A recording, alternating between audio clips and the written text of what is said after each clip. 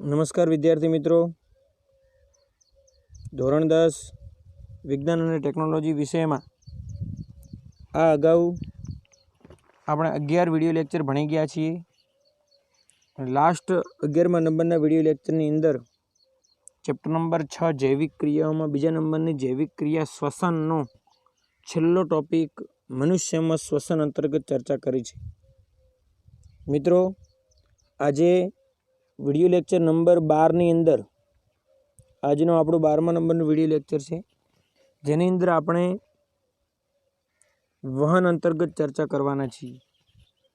વહન શબ્દ આવે એ જેને આપણે કહીએ છીએ ટ્રાન્સપોર્ટેશન, એટલે કે વનસ્પતિ અને પ્રાણી બંને સજીવોની અંદર વહન અંતર્ગત આપણે ચર્ચા કરવાની છે। સજીવોની અંદર વહન કઈ રીતે થાય છે, જેમાં ખાસ કરીને પ્રાણીઓની વાત થાય તો પ્રાણીઓમાં વહનની ચર્ચા કરો તો સ્વાભાવિક છે કે જેની અંદર એક શબ્દ ખાસ તેની સાથે સંકળાયેલો છે કે જેના દ્વારા આપણા શરીરમાં વહન થાય છે, અને એ પેશી છે રુધિર। વિદ્યાર્થી મિત્રો, રુધિર જે છે એ પ્રવાહી સંયોજક પેશી છે। આપણને પરીક્ષામાં અવારનવાર પ્રશ્ન પૂછાતો હોય છે કે પ્રવાહી સંયોજક પેશી કોને કહેવાય, તો રુધિર તરીકે ઓળખવામાં આવે છે।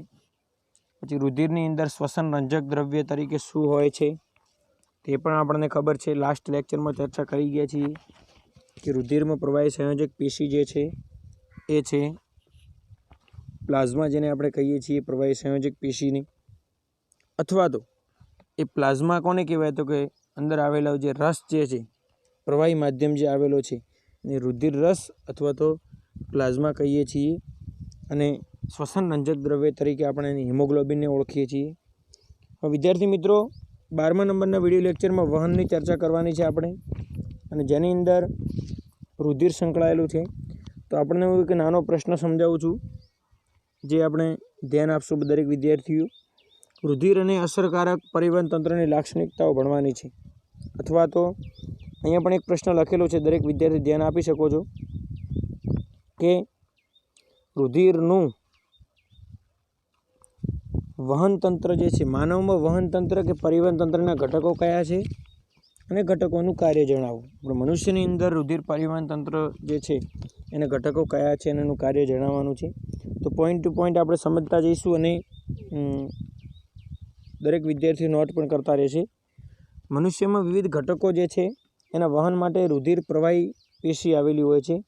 રુધિર જે છે એ પ્રવાહી સંયોજક પેશી છે, અને આ પ્રવાહી સંયોજક પેશી જે છે એ રુધિર તરીકે ઓળખાય છે।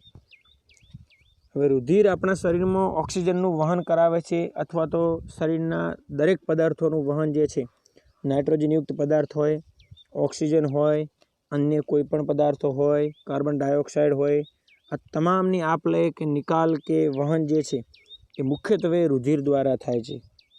તો રુધિરનું બંધારણ શાનું બનેલું હોય છે એની આપણે ચર્ચા કરીએ। તો રુધિરના બંધારણમાં પ્લાઝ્મા આવેલું હોય છે, અથવા રુધિર રસ આવેલું હોય છે। વ્યાખ્યા પણ તમને બોલીને સમજાવું કે રુધિરમાં આવેલા એક પ્રવાહી માધ્યમને પ્લાઝ્મા તરીકે ઓળખવામાં આવે છે, અથવા એને રુધિર રસ પણ કહેવામાં આવે છે, કે જે શું કામ કરે છે તો કે ખોરાક, કાર્બન ડાયોક્સાઇડ અને નાઇટ્રોજન યુક્ત ઉત્સર્ગ પદાર્થોના દ્રવ્યોના વહન સાથે સંકળાયેલું છે અથવા વહન કરે છે। તો આપણા શરીરમાં કાર્બન ડાયોક્સાઇડ હોય, ઓક્સિજન હોય, નાઇટ્રોજનયુક્ત પદાર્થો હોય, આ તમામ દ્રવ્યોને આ તમામ દ્રવ્ય સ્વરૂપે વહન કરાવવાનું કામ કોનું છે, તો બધાને ખબર છે રુધિરનું છે। અન્ય પદાર્થો અથવા ક્ષારોનું વહન પણ રુધિર રસ દ્વારા થાય છે। રુધિર કણો જે છે એ રુધિર રસની અંદર નિલંબિત થયેલા હોય છે। અહીંયા જુઓ, રુધિર કણો જે છે એ રુધિર રસની અંદર નિલંબિત સ્થિતિમાં હોય છે।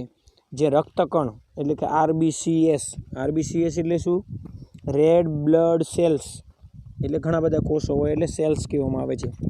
તો રેડ બ્લડ સેલ્સ જે છે એટલે કે રક્તકણ જે છે એ ઓક્સિજનના વહન વિવિધ કોષો સુધી કરે છે। રક્તકણ શું કામ કરે છે તો કે ઓક્સિજનના વહન જે છે વિવિધ કોષો સુધી કરે છે। આપણે લાસ્ટ વિડિયો લેક્ચર નંબર 11માં ચર્ચા કરી હતી કે ભાઈ રુધિર જે છે એ ઓક્સિજનને વાયુ કોષ્ઠમાંથી મેળવે છે, અને ઓક્સિજનને દરેક કોષ સુધી પહોંચાડે છે, અને કોષમાંથી કાર્બન ડાયોક્સાઇડ પાછો કેમ મુક્ત કરે છે વાયુ કોષની અંદર મુક્ત કરે. એની ચર્ચા આપણે લાસ્ટ વિડીયો લેક્ચરમાં કરી ગયા છીએ. હવે સમગ્ર પરિવહન તંત્ર જે છે એની સાથે સંકળાયેલું મુખ્ય અંગ કયું છે એની આપણે હજી ચર્ચા કરવાની બાકી છે. તમને બધાને પ્રશ્ન થાય કે ભાઈ ઓક્સિજન જે છે એનું વહન કઈ રીતે થતું હશે, તો આપણે ભણી ગયા કે ભાઈ ઓક્સિજનનું શરીરના દરેક અંગ સુધી વહન જે છે એ શાના દ્વારા થાય, તો આપણે ભણી ગયા તે પ્રમાણે કે ભાઈ રુધિર દ્વારા થાય છે. શાના દ્વારા થાય છે? રુધિર દ્વારા. શાના દ્વારા થાય છે? રુધિર દ્વારા. પરંતુ હવે એવો પ્રશ્ન થાય કે રુધિરને શરીરના દરેક કોષ સુધી શાના દ્વારા જાય? રુધિરને શરીરના દરેક કોષ સુધી શાના દ્વારા મોકલવામાં આવે છે? તો આ એક મોટો પ્રશ્ન થઈ ગયો. આ રુધિર છે, માન લો કે એના શરીર છે તમારું, જે મેં તીર દર્શાવ્યું એ શરીર છે. તો રુધિરને શરીર સુધી પહોંચાડવા માટે કોણ કામ કરશે? તો એના માટે એક મહત્ત્વનું અંગ છે જેનું નામ છે હૃદય. અને આપ સૌ જાણો છો હૃદય આપણો પંપ. આવો એક પ્રશ્ન આપણે હવે પછી ભણવાનો છે કે હૃદય આપણો પંપ છે, એવો પ્રશ્ન આપણે ભણવાનો છે. તો એના વિશે થોડી ચર્ચા કરી લઈએ કે પરિવહન તંત્રના ઘટકો કયા છે.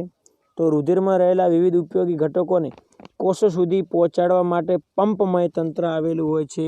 અને એ પંપમય છે, અહીંયા જુઓ, હૃદય પંપ જેને કહેવાય. હૃદય આપણો પંપ, એવો પ્રશ્ન પણ આપણે એક ભણવાનો છે.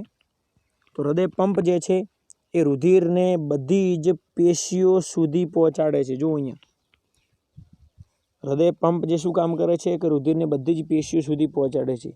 જો કોઈ કારણોસર શરીરના પરિપથની અંદર રુધિર જે છે એ તોડફોડ થવી એટલે રુધિરના કોષો નાશ પામ્યા હોય તો એનું સમારકામ પણ કરી દે છે. તમને બધાને ખબર છે કે પૂર્વ અસ્તિત્વ ધરાવતા કોષમાંથી નવો કોષ બનાવવો એટલે કે કોષ વિભાજન. જૂના કોષ મૃત્યુ પામે, નાશ પામે અને નવા કોષનું નિર્માણ થાય છે. એ પ્રક્રિયાને આપણે કોષ વિભાજન નાના ધોરણોમાં તમે ભણી ગયા છો. તો કોષ વિભાજન થકી થાય છે. તો તોડફોડ થાય છે તો સમારકામ પણ થઈ જાય છે. હવે તમને પ્રશ્ન થશે કે સાહેબ ઓક્સિજન યુક્ત રુધિર જે છે, ઓક્સિજનને રુધિર દ્વારા શરીરના કોષો સુધી પહોંચાડવામાં આવે છે અને કાર્બન ડાયોક્સાઇડને પાછો લાવવામાં આવે છે. તો તમને પ્રશ્ન થતો હશે કે ઓક્સિજનવાળું રુધિર ક્યાં જતું હશે, શાના દ્વારા વહન પામતું હશે, અને કાર્બન ડાયોક્સાઇડવાળું રુધિર શાના દ્વારા વહન પામતું હશે. તો એવો એક પ્રશ્ન આપણે અહીંયા ભણીએ છીએ આજે. તે રુધિર વાહિનીઓ જેને કહેવામાં આવે છે, જે 11મા નંબરના વિડીયો લેક્ચરમાં તમે ભણ્યા લાસ્ટમાં કે ભાઈ રુધિર વાહિનીઓ કોને કહેવાય. નાની વાહિનીઓમાં રૂપાંતરણ પામે છે અને રુધિર વાહિનીઓ કહેવાય. આખું રુધિર કેશિકાઓનું જાળું જે છે એ વાયુ કોષો સાથે જોડાયેલું કે ગોઠવાયેલું હોય છે, જેથી કરીને વાયુ કોષોમાંનો ઓક્સિજન જે દાખલ કોની અંદર થઈ શકે, તો કે રુધિર કેશિકાઓની અંદર. તો ધમની જે છે અને શિરા, આ બે રુધિર વાહિનીઓ હૃદય સાથે સ્પષ્ટ રીતે, ચોક્કસ રીતે જોડાયેલી હોય છે. અને ધમની જે છે એ હૃદયમાંથી શુદ્ધ ઓક્સિજનયુક્ત રુધિરનો જથ્થો અંગો સુધી પહોંચાડે. તમને બધાને ખબર છે. માન લો કે અહીંયા આગળ હું તમને સમજાવવાનો પ્રયત્ન કરું કે અહીંયા આગળ જોઈ શકો દરેક વિદ્યાર્થી, આ આપણું હૃદય છે.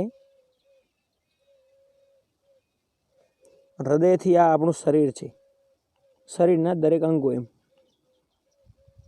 આ આપણું શરીર છે. હવે હૃદય જે છે એનાથી શરીરના અંગો, આ શરીરના અંગો જે છે, આ શરીરના અંગો સુધી રુધિર કઈ રીતે જાય છે એનો થોડો હું તમને પરિપથ સમજાવું. તો હૃદયની અંદરથી ઓક્સિજન યુક્ત રુધિર, એટલે હૃદયની અંદર 4 ભાગમાં હૃદય વહેંચાયેલું છે, 2 કર્ણક અને 2 ક્ષેપક. માન લો કે આ બાજુ જે છે ડાબી બાજુ, ડાબા એટલે ડાબી બાજુ, અને આ બાજુ છે જમણી બાજુ,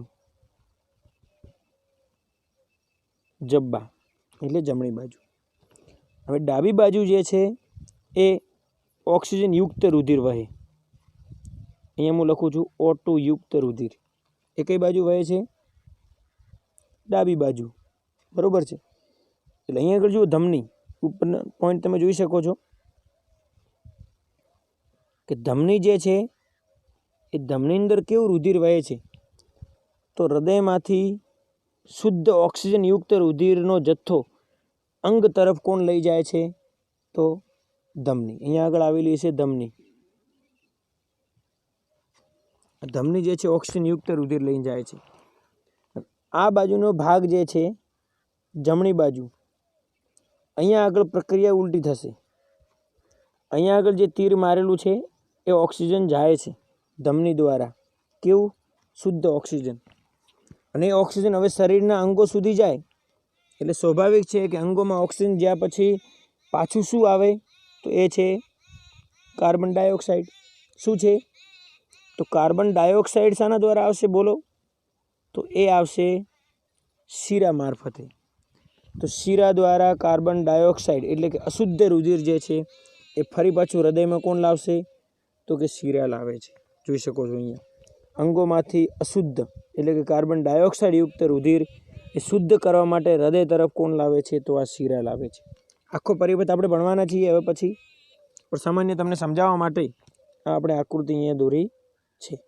દરેક વિદ્યાર્થીને ખબર પડી ગઈ છે કે હૃદયના અસરકારક પરિવહન તંત્ર કઈ રીતે કામ કરે છે અને એના ઘટકો કયા છે, અને એના મુખ્ય જો પરિવહન તંત્રની લાક્ષણિકતાઓ જો તમારે સમજવી હોય તો પણ કહી દઉં છું. પહેલી લાક્ષણિકતા છે કે રુધિરને સમગ્ર અંગોમાંથી ધકેલી અને પંપનું કાર્ય કરતું અંગ એટલે કે હૃદય, બધી જ પેશીઓ સુધી વાહિકાઓની ગોઠવણી થયેલી હોય છે.